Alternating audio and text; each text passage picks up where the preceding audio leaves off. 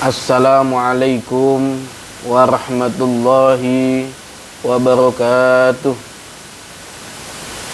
Ila hadratin nabiyil mustafa Sayyidina Muhammadin sallallahu alaihi wasallam wa ala alihi wa ashabihi wa dhurriyyatihi wa auladihi.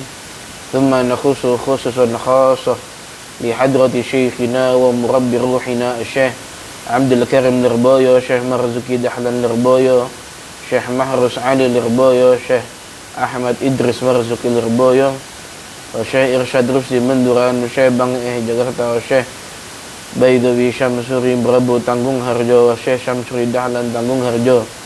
Annallaha yu'li darajatim fil jannah wa yu'idu alaina min barakatihim wa karamatihim wa asrarihim wa anwarihim wa ulumihim fid dini wad dunya wal akhirah. Al-Fatihah. A'udzu billahi minasy syaithanir rajim.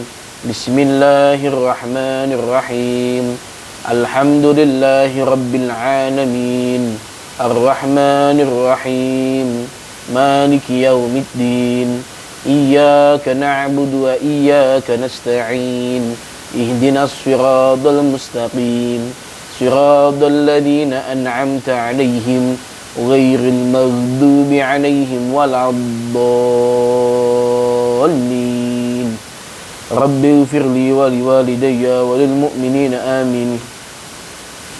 Bismillahirrahmanirrahim. Alhamdulillahi rabbil alamin. Alhamdulillah wassalatu wassalamu ala rasulillah. La haula wa la quwwata illa billah. Amma ba'da. Rabbi syrah li sadri wa yassir li amri wahlul 'uqdatam min lisani yafqahu qawli. Amma ba'd. Ibu-ibu yang dirahmati oleh Allah, alhamdulillahi rabbil alamin.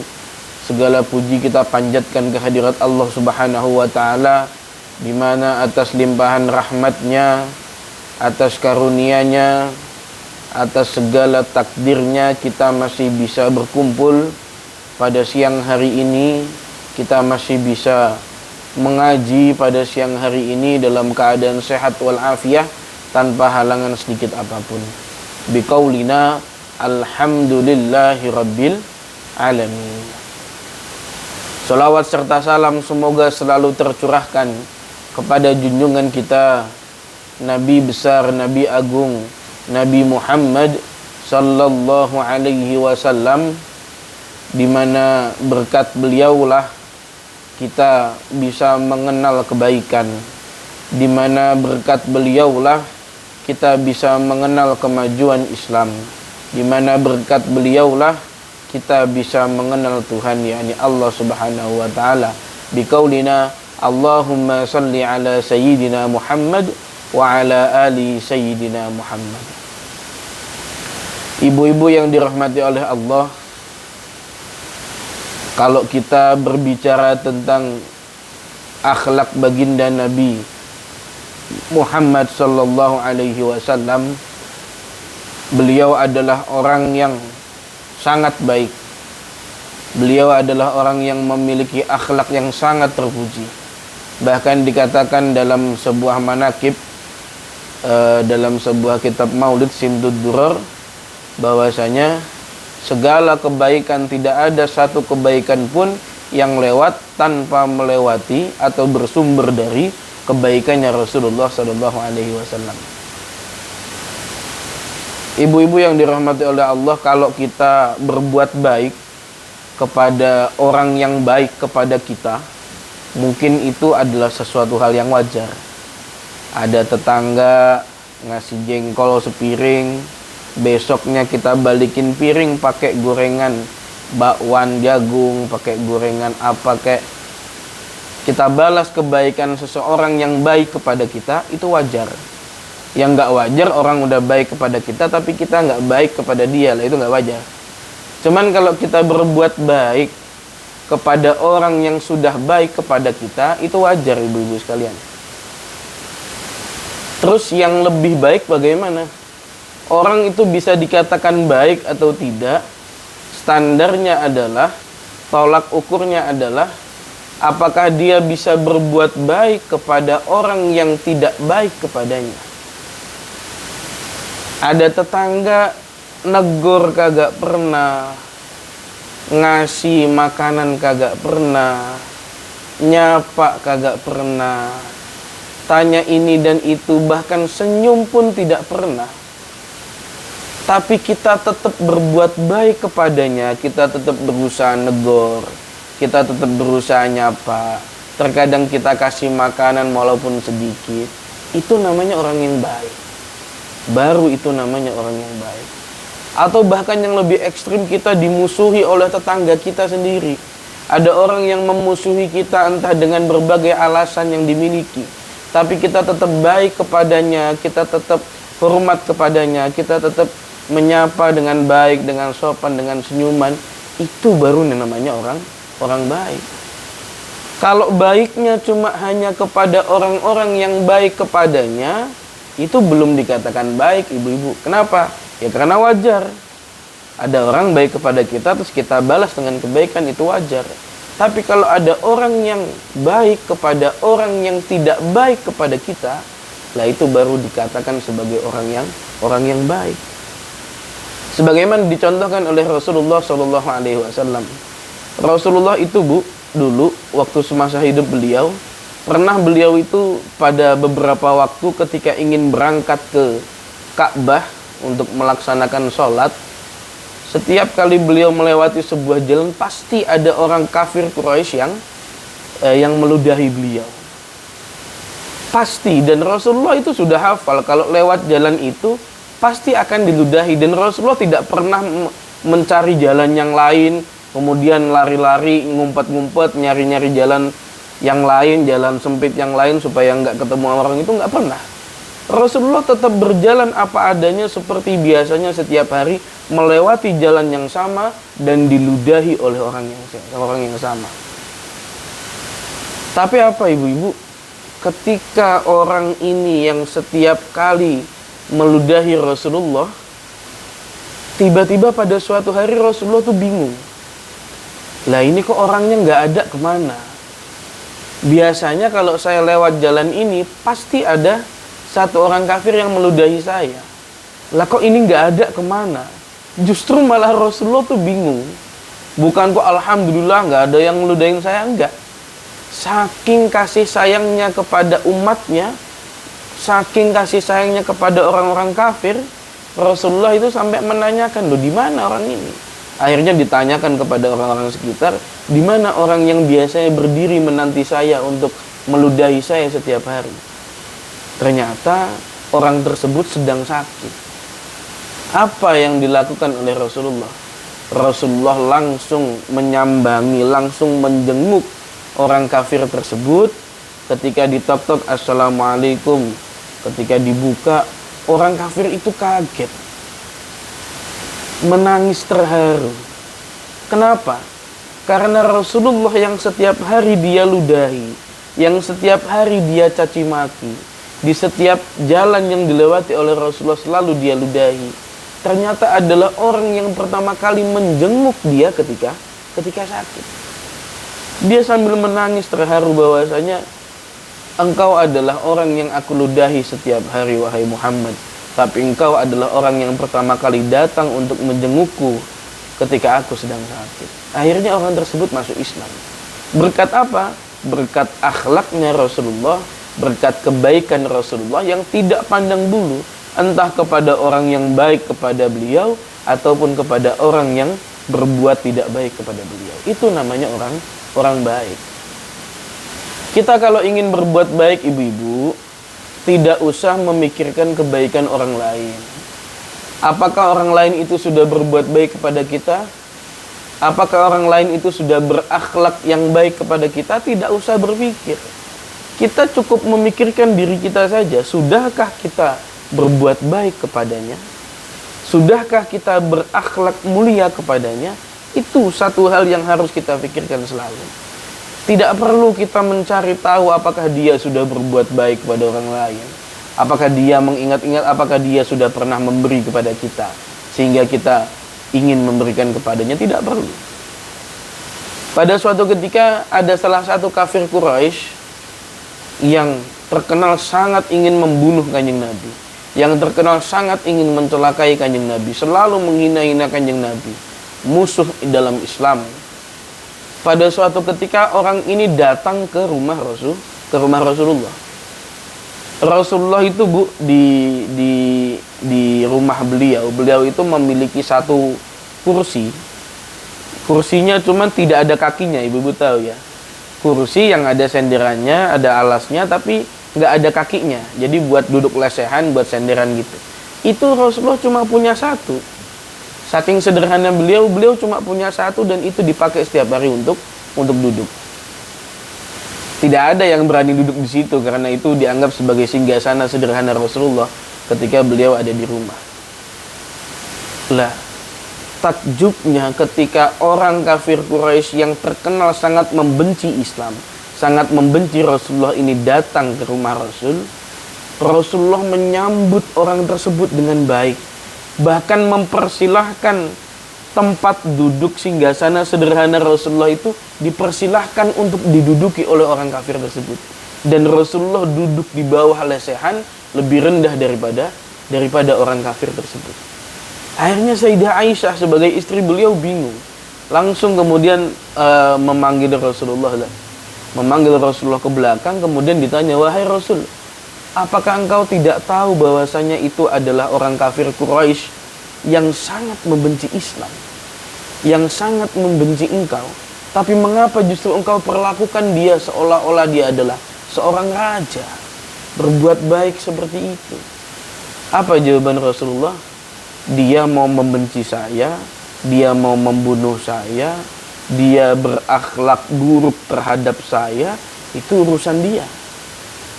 Yang jadi urusan saya bagaimana saya menampakkan akhlaknya Muhammad sallallahu alaihi wasallam, di mana akhlaknya beliau adalah akhlak yang paling mulia, di mana akhlak beliau adalah Al-Qur'an, di mana akhlaknya beliau adalah akhlak yang paling tinggi di muka bumi ini. Sehingga itu mencontohkan kepada kita kalau mau berbuat baik tidak perlu menunggu kebaikan orang lain. Maka kita gambarkan ketika seumpama ibu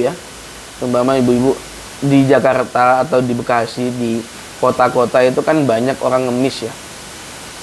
Banyak orang yang ngemis. Orang ngemis semisal kakinya yang modelnya dandanannya kakinya buntung, atau ada orang yang bagaimana anak kecil asongan ngamen seperti itu. Kalau ibu punya kerentek, punya niat untuk memberi, untuk bersedekah, maka sedekahlah. Ibu kasih. Tidak perlu berpikir itu buntungnya buntung beneran apa enggak ya. Di TV katanya banyak yang buntungnya enggak beneran, pura-pura ngemis. Nggak usah berpikir pendapatannya ngemis sehari berapa. Katanya orang-orang ada yang ngemis sehari dapatnya 1 juta. Nggak usah mikir. Itu urusan dia dengan Allah. Itu urusan dia dengan akhlak dirinya sendiri. Urusan kita adalah diri kita dengan akhlak kita, dengan kebaikan kita. Kita mendapatkan pahala, Allah ganjar diri kita disebabkan niat kita. Entah itu dia benar-benar buntung atau tidak, entah dia itu benar-benar miskin atau tidak ada urusan bagi kita. Maka ayo kita ikhlaskan kembali niat kita, bahwasanya kita membantu orang lain itu tidak serta-merta menghilangkan kesusahannya. Tetap yang menghilangkan segala kesusahan yang ada di muka bumi ini adalah Allah Subhanahu wa taala. Kita bersedekah itu sejatinya kembali pada diri kita. Manfaat yang terbesar itu kembali kepada diri kita, bukan pada orang lain. Sehingga jangan pernah membanggakan sedekah kita. Jangan pernah membanggakan sedekah kita. Cuma harus diingat ibu-ibu. Harus diingat, terkadang ada beberapa oknum yang memang meminta sumbangan atas dasar untuk hal-hal yang tidak baik. Misal dulu terbongkar penggalangan dana proposal yang untuk pembangunan masjid. Ternyata bukan untuk pembangunan masjid, tapi dikumpulkan untuk biaya teroris dan seperti itu. Itu perlu diwaspadai. Cuman untuk orang-orang yang ngemis biasa untuk kebutuhan dirinya sendiri, anak-anak jalanan yang ada di lampu merah, anak-anak asongan yang menjual barang dagangan untuk dirinya sendiri, kalau ibu-ibu punya uang, silakan kasih. Tidak usah berpikir dia benar atau tidak, dia berbohong atau tidak. Jangan pernah menilai orang lain dari covernya, dari penampilannya. Kita sudah memiliki banyak, ibu-ibu, sudah memiliki banyak contoh dari Rasulullah, dari para sahabatnya Rasul, dari para ulama-ulama kita. Seperti yang saya kisahkan kemarin terkait masalah seorang pelacur yang masuk surga karena memberi minum kepada seekor anjing yang sedang kehausan. Dengan menggunakan sepatunya dia mengambilkan air dari sumur, kemudian dia minumkan kepada seekor anjing. Akhirnya itu menyebabkan Allah menghapuskan segala dosanya, kemudian Allah angkat dia, dimasukkan ke dalam surga. Atau seperti kisahnya seorang perempuan yang masuk neraka karena dia memelihara kucing tapi tidak diberi makan, tidak dibebaskan, tidak dikasih minum. Akhirnya kucing tersebut mati kelaparan sehingga dia dimasukkan ke dalam neraka disebabkan karena kematian kucing tersebut. Kita sudah memiliki banyak riwayat, banyak kisah-kisah di mana kisah-kisah itu bukan hanya untuk kita jadikan dongeng semata, akan tetapi kita jadikan semangat kita untuk bersedekah. Kita jadikan semangat kita untuk berbuat baik kepada orang lain. Bersedekah itu tidak harus dengan uang, ibu-ibu. Ingat, bersedekah itu tidak harus dengan uang. Tabassumuka ila akhika shadaqatun. Bersedekah itu tidak hanya dengan uang, dengan materi, dengan tenaga.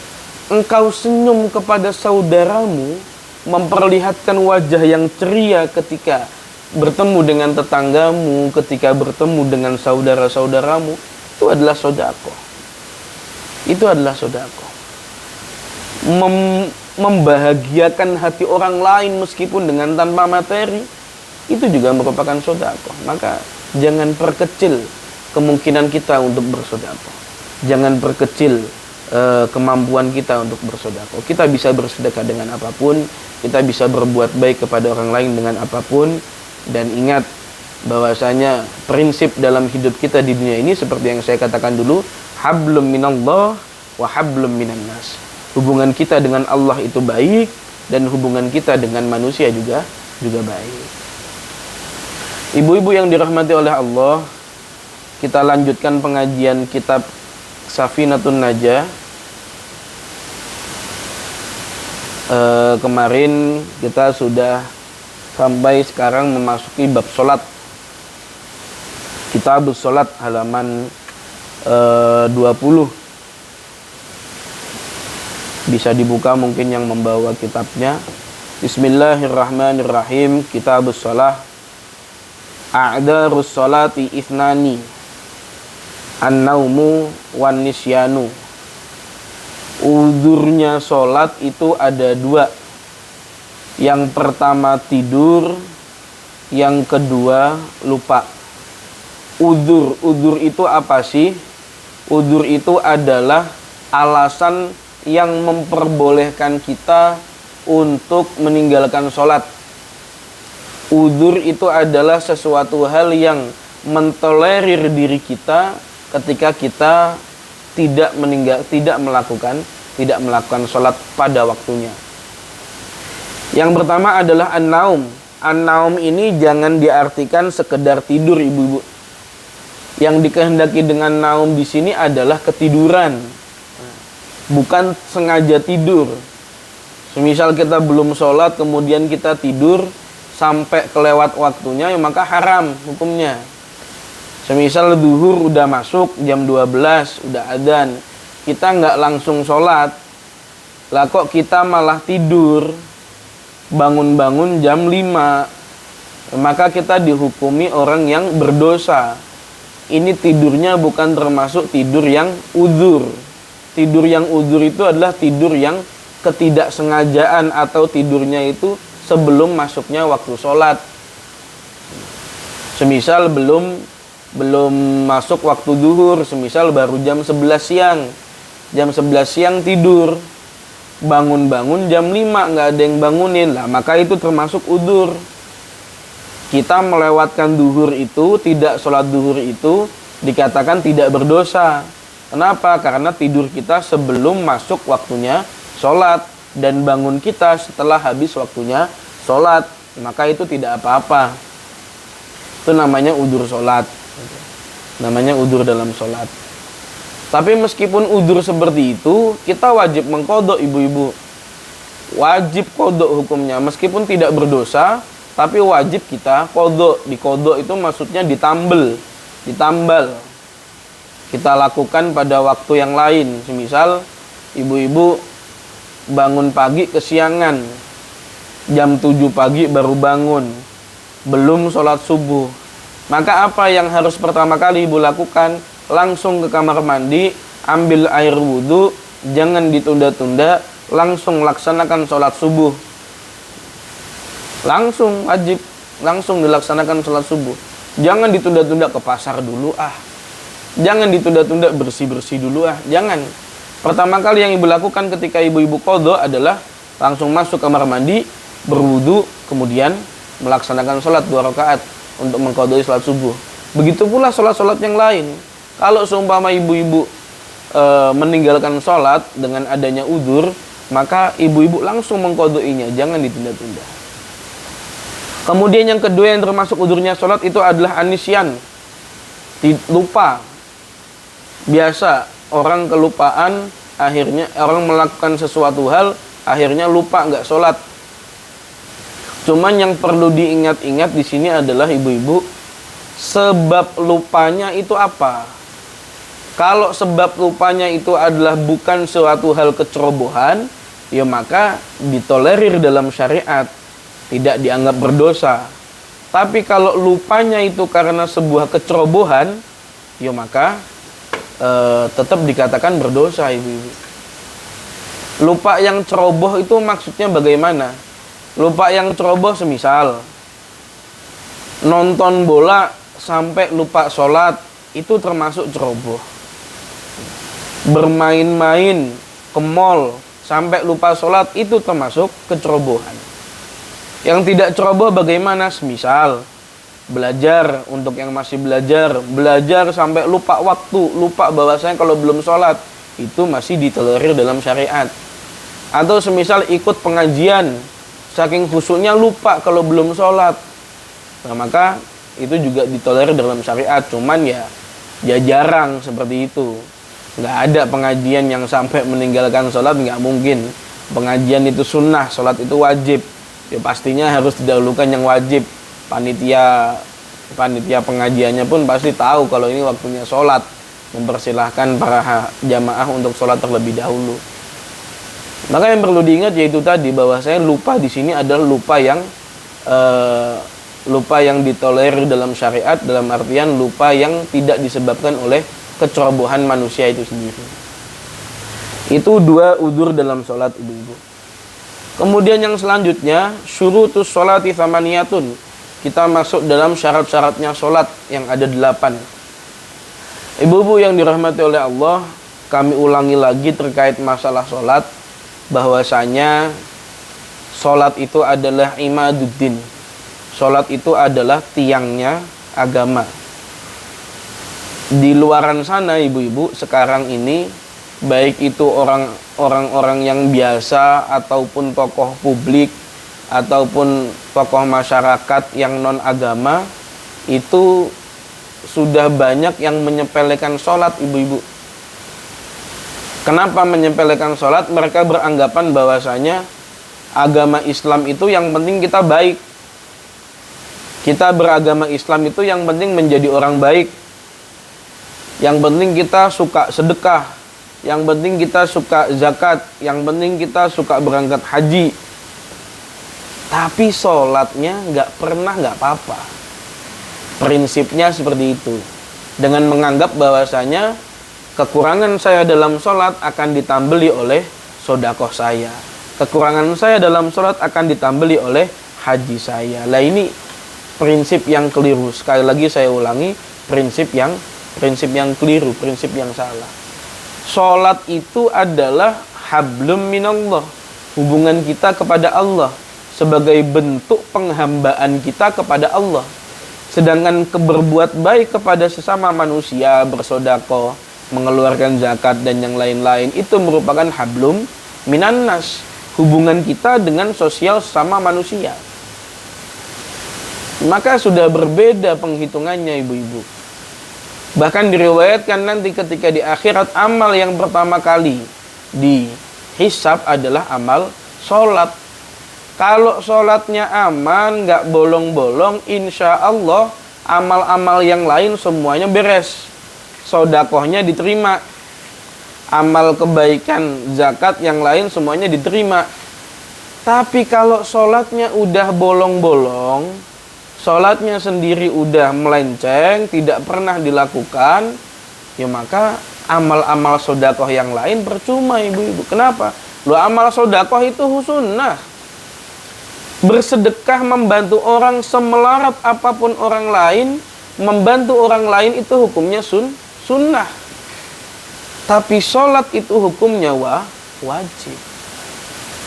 Maka saya sangat miris, sangat disayangkan ada beberapa tokoh publik yang menjadi dambaan para masyarakat awam. Kemudian ketika ditanya, kamu sholatnya kapan terakhir sholat? Saya terakhir sholat itu tahun 2018. Tapi anak kamu sholat? Ya, anak saya sholat. Memang saya mendidik anak saya untuk sholat, tapi saya belum bisa mengikuti anak saya karena yang penting saya menjadi muslim yang baik. Masalah sholat belakangan. Lah ini kan prinsip yang salah. Prinsip yang salah. Seorang tokoh publik yang dilihat dan diikuti oleh orang banyak, tapi justru malah memiliki prinsip yang tidak benar seperti itu. Sholat itu seperti KTP, ibu-ibu. Sholat itu seperti KTP. Makanya dikatakan alamatnya orang ini muslim atau tidak, alamatnya orang ini kafir atau muslim, ya lihat dia sholat apa enggak. Kalau masalah puasa, non muslim itu juga puasa. Orang Kristen, orang Buddha, orang Hindu juga puasa. Kalau masalah zakat, membagi harta kepada orang miskin, orang Kristen juga bisa beramal kepada orang miskin. Apalagi orang Buddha, orang-orang Cina itu sangat gemar untuk berbagi kepada orang miskin. Maka yang membandingkan, yang membedakan kita dengan orang-orang non-muslim yang lain adalah sholat. Maka sholat itu bagaikan KTP. Bagaikan KTP. KTP untuk apa? KTP sebagai syarat kita mendapatkan rahmat Allah. Umpamanya, ibu ya, umpamanya kita sejelek apapun kita, semiskin apapun kita, sejahat apapun kita, seumpama kalau kita punya KTP, ya kita tetap dapat pembagian sembako dari pemerintah. Seumpama pemerintah bagi-bagi sembako. Tapi mau sebaik apapun kita, mau necis apapun pakaian kita, setampan, secantik apapun kita, kalau kita nggak punya KTP, ya nggak bisa dapat bantuan dari pemerintah. Nggak bisa dapat bantuan sembako dari pemerintah. Nisbatnya Allah ketika memberikan rahmat kepada hamba-hambanya, sholat itu jadi KTP. Mau sebaik apapun dia kepada makhluknya Allah, mau semanfaat apapun dia kepada makhluknya Allah, dilihat dulu KTP lu mana, sholat apa kagak. Kalau nggak sholat ya nggak dapat apa-apa.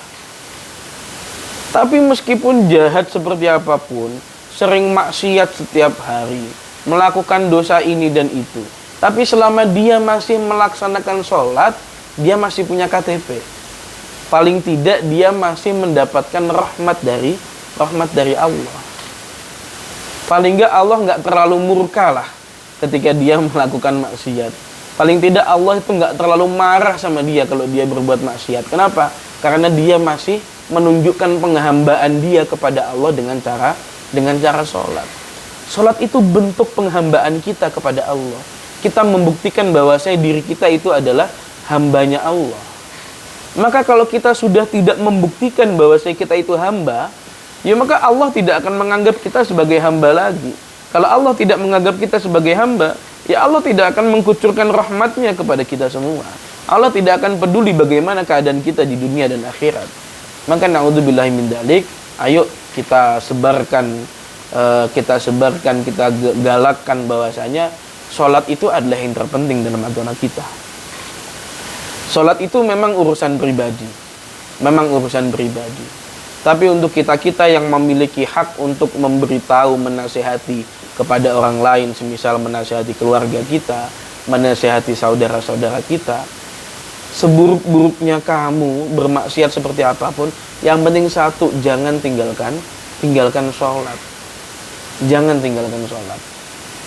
Maka kalau sekarang itu udah jarang ibu-ibu pengajian yang mengajarkan tentang sholat, jarang.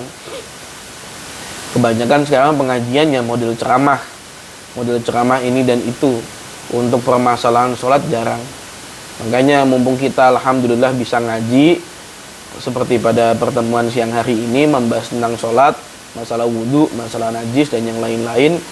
Ayo jangan cuma berhenti di sini saja. Kita laksanakan di rumah. Di rumah benar-benar sholat 5 waktu itu benar-benar kita jalankan dengan tepat waktu. Jangan sampai justru adzan masuk kita malah mengeluh. Ya Allah, kok udah adzan aja sih? Baru aja sholat, udah sholat lagi. Jangan sampai seperti itu. Atau ketika kita sudah melaksanakan sholat, alhamdulillah udah ngelaksanain sholat, seolah-olah sholat ini menjadi beban buat kita. Ayo kita gembira dengan sholat. Ayo kita berbahagia dengan sholat. Bahwasanya ketika kita melaksanakan sholat, sejatinya kita itu sedang berbisik kepada Tuhan kita. Kita itu sedang memohon kepada Allah. Doa yang paling mustajab itu adalah doa yang kita lakukan, yang kita panjatkan setelah setelah sholat 5 waktu. Diriwayatkan bahwasanya siapa orang yang berdoa, yang setelah sholat 5 waktu, kemudian tidak merubah posisi duduknya, yang awalnya miring, tidak dirubah sila dan yang lain-lain, pokoknya masih posisi duduk sholat, duduk tahiyat, kemudian dia berdoa kepada Allah, maka doanya mustajab. Maka doanya langsung dikabulkan oleh Allah. Itu waktu-waktu mustajabah ya setelah doa itu, ibu-ibu. Kenapa? Karena sholat itu sekali lagi adalah bentuk penghambaan kita kepada Allah. Bentuk pembuktian kita bahwasanya kita itu adalah hambanya Allah yang tidak punya apa-apa. Hambanya Allah yang tidak sempurna, yang masih butuh sekali kepada Allah, yang sangat butuh terhadap rahmat dan pemberian dari Allah. Maka jangan pernah kita sepelekan sholat. Sholat itu bukan hanya untuk mencari pahala, bukan hanya untuk menggugurkan dosa. Rabi'ah al-Adawiyah, salah seorang ulama perempuan, ketika ditanya, beliau itu sehari semalam sholatnya itu 1000 rakaat, ibu. Sehari semalam sholatnya 1000 rakaat. Nah, sholat apa aja Pak Ustaz? 5 waktu cuma 17 rakaat. Paling kalau ditambah sama qobliyah ba'diyah nggak sampai 30 rakaat. Di sholat sunnah mutlak. Sholat sunnah mutlak itu kan berapa rakaat pun tidak ada batasannya. Maksimalnya nggak ada batasannya. Pokoknya sholat. Sehari sampai 1000 rakaat. Ketika ditanya, wahai Rabi'ah Adawiyah, kenapa kok kamu melakukan ibadah yang se ekstrim itu? Apa yang kamu inginkan? Surga kah? Yang kamu inginkan itu apa? Rabi'ah Adawiyah kemudian menjawab, yang aku harapkan bukan surga dan neraka. Aku tidak peduli Allah memberikan aku surga atau neraka. Yang aku peduli adalah aku menginginkan Allah membanggakan aku sebagai hambanya di hadapan para malaikatnya. Subhanallah. Ini adalah kisah di mana bentuk penghambaan yang maksimal, yang totalitas dari seorang hamba. Itu kita tiru ibu-ibu, bahwasanya sholat kita itu bukan untuk menggugurkan dosa. Sholat kita itu bukan untuk mencari pahala, akan tetapi untuk membuktikan kepada Allah bahwasanya, ya Allah, ini loh saya masih menyembahmu, saya masih sebagai hambamu, tolonglah saya, berikanlah semua hajat-hajat saya. kabulkanlah semua doa-doa saya, penuhilah semua kebutuhan-kebutuhan saya. Saya ini masih hamba-Mu ya Allah. Itu bentuk esensi dari sholat. Maka ayo kita belajar sholat yang sungguh-sungguh. Yang masih kurang, sunnah-sunnahnya belum dilakukan, ayo dilakukan. Kita lanjutkan syurutus sholati famaniyatun. Syarat-syaratnya sholat itu ada 8. Yang pertama, toharatul hadatsaini. Yang pertama syaratnya sholat, seseorang itu harus suci dari 2 hadas. Suci dari 2 hadas itu maksudnya suci dari hadas kecil maupun hadas besar. Hadas kecil itu apa? Ya, yang seperti kita yang tahu itu, hadas kecil itu adalah kencing, BAB, kentut, keluar sebuah cairan dari 2 lubang kita, dari dubur maupun kubul, jalan depan maupun jalan besar, jalan depan maupun jalan belakang, itu adalah hadas kecil. Tapi kalau hadas besar adalah keluar mani, junub, haid, nifas, bersenggama, itu semuanya adalah hadas besar. Lah orang yang mau sholat itu harus suci dari 2 hadas ini. Kalau punya hadas kecil harus wudhu dulu. Kalau punya hadas besar dia harus mandi besar dulu. Kalau punya dua-duanya bagaimana? Ya wajib mandi besar, ya wajib wudhu. Jangan mentang-mentang kan punya hadas besar, hadas kecil. Saya kan sudah melakukan mandi besar Pak Ustadz. Berarti yang kecil kan ikut? Enggak. Yang besar tetap dilakukan dengan mandi besar, hadas kecil dilakukan dengan berwudu. Nomor 2, at-taharatu 'anin najasati fi thawbi wal badani wal makani. Harus suci dari najis baik dari sisi pakaiannya, badannya maupun tempatnya. Kalau mau sholat jangan sembarangan ibu-ibu. Bajunya diperhatikan. Baju kita itu habis kena najis apa tidak? Baju kita, sarung kita, atau nisbatnya kalau perempuan, mukena kita, bukan hanya mukena, tapi daleman yang kita pakai terkena najis atau tidak. Kalau terkena najis, copot. Kita pakai mukena meskipun nggak pakai daleman, nggak apa-apa. Kemudian badan kita, tubuh kita, ada najisnya apa enggak? Semisal kita habis mencet jerawatnya keluar darah, itu najis. Meskipun sudah kering, itu najis. Maka wajib kita basuh terlebih dahulu. Kemudian masalah tempatnya itu suci apa tidak? Tempatnya harus kita perhatikan. Tempat yang biasanya dibuat injak-injakan orang lain atau tidak. Biasanya tempat yang digunakan untuk lalu lalang lewat itu biasanya najis. Maka sebaiknya di rumah kita itu kita persiapkan satu tempat yang benar-benar suci, yang tidak kita gunakan kecuali untuk sholat, setidaknya seperti itu. Sehingga kita memiliki sebuah tempat yang benar-benar bisa kita pastikan suci. Lah kenapa? Ya karena itu syaratnya sholat. Sholatnya mau benar kayak apapun, kalau tempatnya najis ya nggak sah. Sholatnya mau sekhusyuk apapun, kalau pakaiannya najis, ya sholatnya nggak sah. Syarat diterimanya sholat yang pertama adalah sholatnya harus sah dulu. Sholatnya sah baru kemudian diterima oleh Allah Subhanahu wa ta'ala. Yang nomor 3, satrul aurah. Satrul aurah itu adalah menutup aurat. Kalau nisbatnya laki-laki, auratnya yang harus ditutupi itu adalah mulai dari pusar sampai ke lutut. Lututnya wajib tertutupi semua. Pusarnya, batas pusar ke belakang wajib ditutupi semuanya. Berarti boleh Pak Ustadz kalau laki-laki sholat cuma pakai sarung doang di atas pusar, sah. Sholatnya sah. Cuman nggak pantas. Kenapa nggak pantas? Kita mau pergi ke rumah Pak RT aja pakai pakaian yang necis. Kita mau pergi ke rumah Pak RT aja pakai parfum yang wangi. Pakaian robek dikit nggak mau dipakai, harus pakai pakaian yang bagus. Tapi giliran kita mau bertemu kepada Allah yang menciptakan segala kebaikan yang ada di muka bumi, justru malah kita menggunakan pakaian yang sederhana seperti itu. Maka sah apa tidak? Sah, tapi nggak pantas. Nggak pantas. Kalau auratnya perempuan, bagaimana auratnya perempuan? Seluruh tubuh, ya, seluruh tubuh kecuali wajah dan telapak tangan. Telapak tangan itu maksudnya baik yang dalam maupun yang luar, ibu-ibu. Jadi ibu-ibu kalau pakai mukena yang bagian luarnya itu terlihat nggak apa-apa. Yang penting batas sampai sini, ya. Sampai pergelangan tangan tuh ketutup semuanya. Makanya yang bagus itu mukena yang modelnya ada sangkutan di sini. Jadi ketika Allahu Akbar gitu nggak melorot ke bawah. Ininya tetap naik ke atas karena ada sangkutannya di sini. Itu mukena yang bagus seperti itu. Jadi kalau bagian depan, bagian luar sama bagian dalam terlihat ketika sholat nggak apa-apa. Kaki sama sekali nggak boleh terlihat baik ketika berdiri, ruku maupun sujud. Tidak boleh terlihat sama sekali.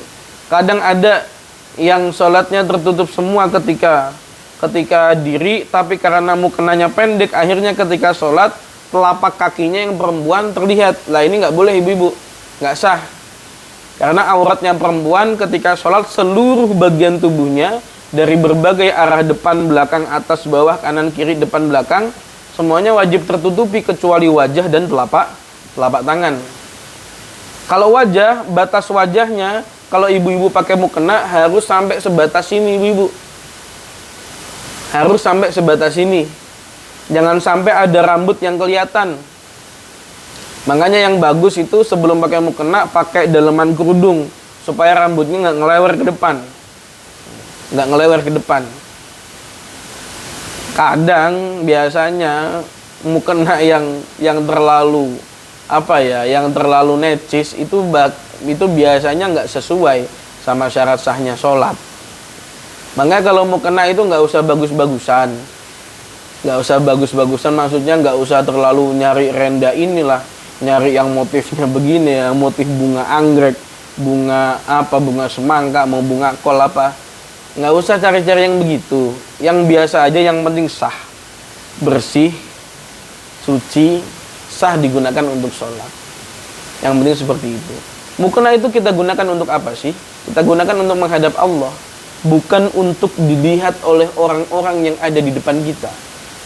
Mukena kita itu kita untuk menghadap kepada Allah, bukan supaya untuk kita perlihatkan motifnya ini kepada orang lain. Kita tunjukkan motifnya ini pada orang lain, bukan. Makanya cari mukena sebaiknya niku mukena yang terusan dari atas ke bawah, bukan yang pisah. Ini yang bagus. Jadi kalau yang atas sampai ke bawah, ibu-ibu nggak pakai daleman nggak apa-apa. Kenapa? Karena udah ketutup semua. Tapi kalau pakai yang potongan, ibu-ibu wajib pakai daleman. Seumpama ketika Allahu Akbar keangkat yang atas, perutnya kelihatan, batal sholatnya, nggak sah. Atau bagian tangannya kelihatan, nggak sah. Maka sebaiknya beli mukena yang terusan, ibu-ibu. Masa nggak bisa beli mukena? Sekali aja nyari mukena yang agak cakepan, yang kainnya halus, yang kainnya adem, dipakai buat setiap hari. Kita beli baju buat acara ini dan itu sampai ratusan ribu bahkan jutaan. Mau beli mukena aja masih mikir-mikir. Kita pakai tiap hari untuk sowan kepada Allah. Cari mukena yang bagus dalam artian tidak berlebihan. Bukan masalah motif dan yang lain-lain, tapi masalah nyaman untuk digunakan beribadah, tidak panas, nggak gerah, sehingga kita lebih nyaman dalam sholat dan yang lain-lain. Itu aurat ibu.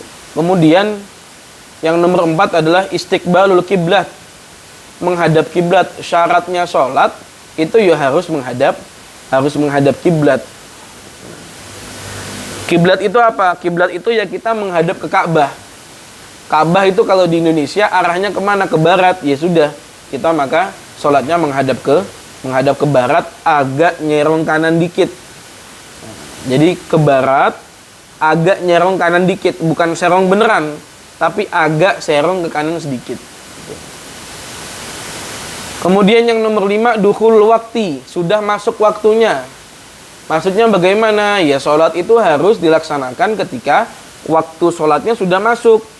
Ibu-ibu sholat duhur jam 11 siang, ya nggak sah. Kenapa? Karena belum masuk belum masuk waktu duhur. Ibu-ibu mau sholat subuh meskipun toh, wah ini saya mau pergi ini saya mau ada acara, saya sholat sekarang aja dah, sholat duhurnya sekarang aja, soalnya nanti takutnya nggak bisa, tetap nggak sah ibu-ibu. Kenapa? Syaratnya sholat harus dukhulul waktu, harus masuk waktu. Kalau waktunya belum masuk, ya maka belum sah. Nomor 6, al-ilmu bifardiyatiyah, harus mengetahui mana yang wajib dalam sholat. Oh, sholat itu wajib takbiratul ihram. Sholat itu wajib membaca Fatihah. Sholat itu wajib melakukan ini dan itu harus mengetahui. Kita harus mengetahui. Jadi bukan hanya sekedar meniru gerakan sholat saja, bukan hanya meniru bacaan saja, akan tapi kita wajib untuk mengetahui mana yang wajib, mana yang sunnah.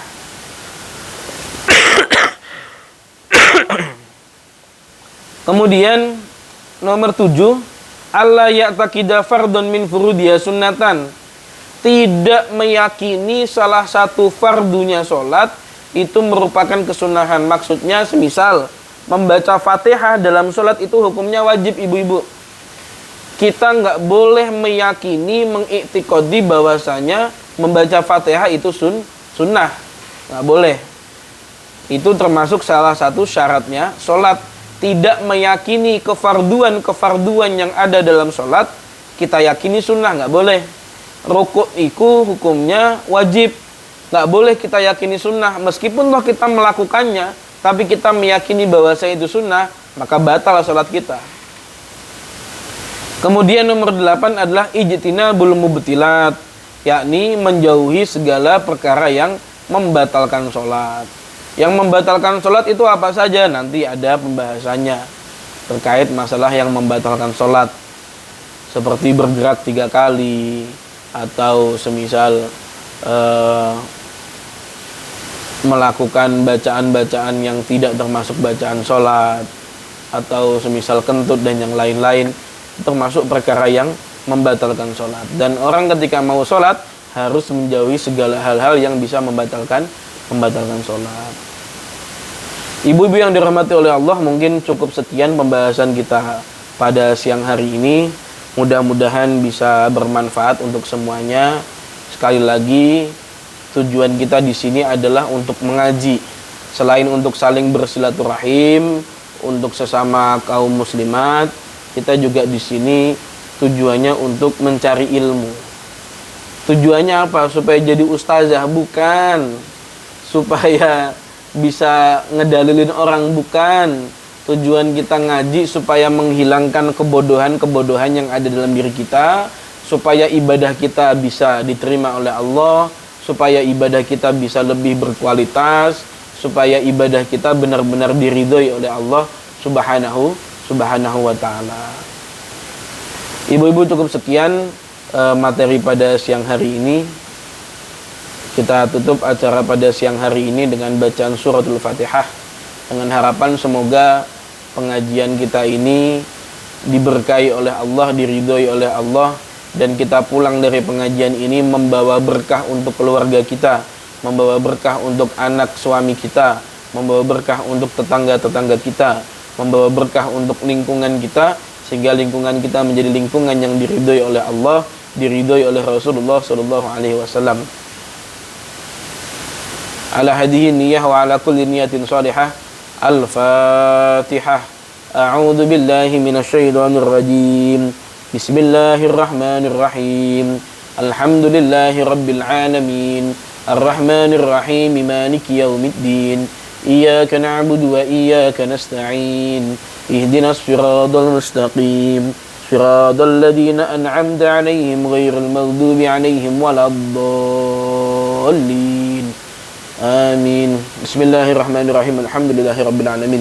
Hamdan yuafi ni'amahu wa yukafi mazidah. Ya Rabbana lakal hamdu wa lakal syukru kama yanbaghi li jalali wajhikal karimi wa 'azimi sultanik. Allahumma salli ala sayyidina Muhammadin salatan tunjina biha min jamil ahwali wal afat wa taqdi lana biha min jamil hajat wa tutahhiruna biha min jami'i sayyi'at wa tarfa'una biha 'indaka 'ala darajat wa tuballighuna biha aqsal ghayat min jamil khairati fil hayati wa ba'dal mamat innaka samii'un qaribun mujibud da'wat wa qadil hajat. Allahumma ighfir lana dhunubana wa liwalidayna warhamhuma kama rabbayana shighara. Rabbana dhalamna anfusana wa illam taghfir lana wa tarhamna lanakunanna minal khasirin. Rabbana hab lana min azwajina wa dhurriyyatina qurrata a'yunin waj'alna lil muttaqina imama. Rabbana atina fid dunya hasanah wa fil akhirati hasanah wa qina adzabannar. Wa sallallahu ala sayyidina Muhammadin nabiyil ummi wa ala alihi washabihi wasallam. Subhana rabbika rabbil izzati amma yasifun wa salamun alal mursalin walhamdulillahi rabbil alamin. Bisirril Fatihah. A'udzu billahi minasy syaithanir rajim. Bismillahirrahmanirrahim. Alhamdulillahi rabbil alamin arrahmanir rahim maliki yaumiddin. Iyyaka na'budu wa iyyaka nasta'in ihdinas siratal mustaqim siratal ladzina an'amta 'alaihim ghairil maghdubi 'alaihim waladdallin. Amin. Kurang lebihnya mohon maaf. Wal afu minkum. Assalamualaikum warahmatullahi wabarakatuh.